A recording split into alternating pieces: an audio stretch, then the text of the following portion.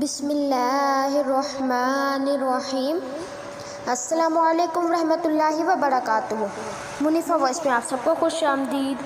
تو گائس، آج میں آپ لوگوں کو حضرت فاطمہ الزہرا رضی اللہ تعالی عنہا کے صبر کے بارے میں، زہد و قناعت کے بارے میں بتاؤں گی۔ ایک دفعہ رسول اللہ صلی اللہ تعالی علیہ وآلہ وسلم کے پاس مال غنیمت میں کچھ غلام آئے، لونڈیاں آئیں۔ حضرت علی رضی اللہ تعالیٰ عنہ کو معلوم ہوا تو انہوں نے سیدہ فاطمہ رضی اللہ تعالیٰ عنہ سے فرمایا، فاطمہ، چکی پیستے پیستے تمہارے ہاتھوں میں چھالے پڑ گئے ہیں اور چولہا پھونکتے پھونکتے تمہارے چہرے کا رنگ بھی خراب ہو گیا ہے۔ آج رسول اللہ صلی اللہ تعالیٰ علیہ وآلہ وسلم کے پاس مال غنیمت میں بہت سی لونڈیاں آئی ہیں، جاؤ اپنے ابا جان سے ایک لونڈی مانگ لاؤ۔ سیدہ فاطمہ الزہرا رضی اللہ تعالی عنہا رسول اکرم صلی اللہ تعالی علیہ وآلہ وسلم کی خدمت میں حاضر ہوئی، لیکن شرم و حیا کی وجہ سے جو اپنا مقصد تھا وہ زبان پر نہ لا سکی۔ تھوڑی دیر بارگاہ نبوت صلی اللہ تعالی علیہ وآلہ وسلم میں حاضر رہ کر گھر واپس آ گئی اور حضرت علی رضی اللہ تعالیٰ عنہ سے کہا کہ مجھے رسول اللہ صلی اللہ تعالیٰ علیہ وآلہ وسلم سے کنیز مانگنے کی ہمت نہیں پڑتی، آپ میرے ساتھ چلیں۔ چنانچہ دوسرے دن دونوں میاں بیوی رسول اللہ صلی اللہ تعالیٰ علیہ وآلہ وسلم کی خدمت میں حاضر ہوئے، اپنی تکالیف بیان کی اور ایک لونڈی کے لیے درخواست کی۔ رسول اللہ صلی اللہ تعالیٰ علیہ وآلہ وسلم نے فرمایا، میں تم کو کوئی لونڈی خدمت کے لیے نہیں دے سکتا، ابھی اصحاب صفا کی خورد نوش کا تسلی بخش انتظام مجھے کرنا ہے۔ میں ان لوگوں کو کیسے بھول جاؤں جنہوں نے اپنا مال گھر بار چھوڑ کر فقراء و فاقہ اختیار کیا ہے۔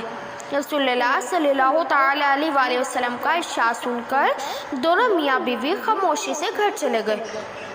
ایک دوسری روایت میں یہ بھی ہے کہ سیدہ فاطمہ الزہرا رضی اللہ تعالی عنہا لونڈی مانگنے کے لیے رسول اللہ صلی اللہ تعالی علیہ وآلہ وسلم کی خدمت میں حاضر ہوئیں تو وہاں لوگوں کا مجمع دیکھ کر کچھ نہ کہہ سکیں، کیونکہ ان کے مزاج میں شرم و حیا بہت زیادہ تھی۔ آخر ام المومنین حضرت عائشہ رضی اللہ تعالیٰ عنہ سے اپنی ضرورت کا اظہار کر کے واپس آ گئی۔ ام المومنین رضی اللہ تعالیٰ عنہ نے رسول اللہ صلی اللہ تعالیٰ علیہ وآلہ وسلم تک یہ بات پہنچائی تو دوسرے دن رسول اللہ صلی اللہ تعالیٰ علیہ وآلہ وسلم خود حضرت علی رضی اللہ تعالیٰ عنہ اور حضرت سیدہ فاطمہ الزہرا رضی اللہ تعالیٰ عنہ کے گھر تشریف لے گئے اور سیدہ فاطمہ الزہرا رضی اللہ تعالیٰ عنہ سے پوچھا، فاطمہ، کل تم کس غرض کے لیے میرے پاس آئی تھی؟ سیدہ رضی اللہ تعالیٰ عنہ شرم کے مارے اب بھی کچھ عرض نہ کر سکی۔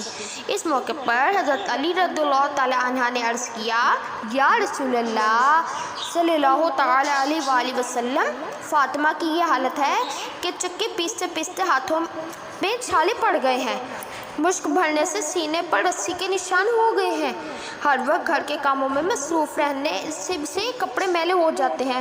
کل میں نے ان سے کہا تھا کہ آج کل رسول اللہ صلی اللہ تعالیٰ علیہ وآلہ وسلم کے پاس مال غنیمت میں لونڈیاں آئی ہوئی ہیں، تم جا کر اپنی تکلیف بیان کرو اور ایک لونڈی مانگ لاؤ تاکہ تمہاری تکلیف کچھ ہلکی ہو جائے۔